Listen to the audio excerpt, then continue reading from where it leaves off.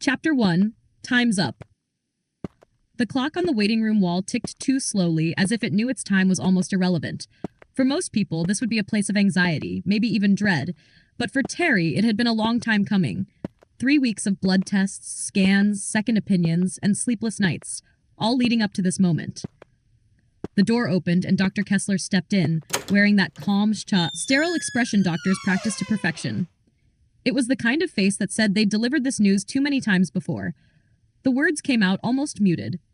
"It's a rare condition," the doctor began, flipping through Terry's file. "I wish I had better news." There was a pause. "You should probably start making arrangements." It hit Terry like a punch, but the expected tears didn't come. Instead, there was a strange kind of stillness, an emptiness that settled in the pit of the stomach. Making arrangements.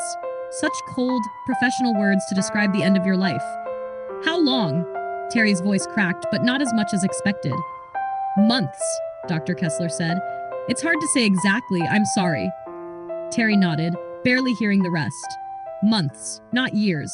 Not time to see how things unfold, to plan the future, to figure out what the rest of life would hold. Just months. The walk home was a blur. The city around Terry moved at its usual pace, people rushing, laughing, living. But it felt like a film playing at double speed, detached from everything that was happening inside. Each step echoed louder than it should, and each breath felt like counting down to zero. By the time Terry got home, the silence of the apartment seemed louder than the streets.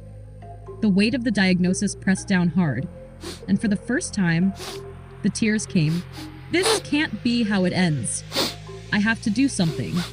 Something that matters before it's too late. The thought arrived uninvited, but it stuck. Terry moved to the worn couch, switching on the TV just to drown out the quiet. Something flickered on screen. An old cartoon, the kind of low-budget animation that had populated Saturday mornings in the early 2000s. It wasn't anything familiar at first glance, but there was something oddly comforting about the colorful characters bouncing around the screen. Bright, ridiculous, but with a strange charm. For a few minutes, Terry forgot about time, forgot about the diagnosis, just absorbed in the nostalgia that came from a time when life hadn't been so heavy. The episode ended, and the title of the show appeared in bold, jagged letters. Pillars of Eternity. Terry stared at the screen. The name rang a bell, faint and far off. Something about it stirred a memory from years ago. Wasn't this that weird cult show people raved about online for a while? But then, nothing. It just disappeared. No one talked about it anymore. No reruns, no merch, nothing. Like it had never existed. Curiosity replaced the numbness that had been following Terry around all day.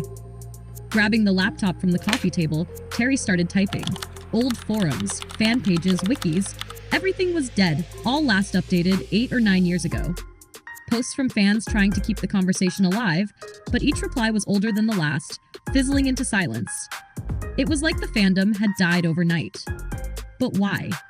Shows like this didn't just disappear for no reason. There had to be something more.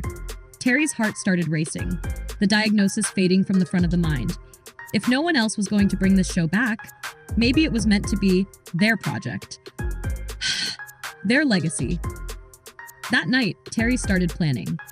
If time was running out, there would be no more waiting.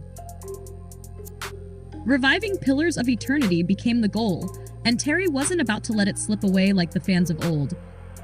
Maybe it was foolish, maybe a long shot, but it didn't matter. At least it would be something that mattered before everything ran out.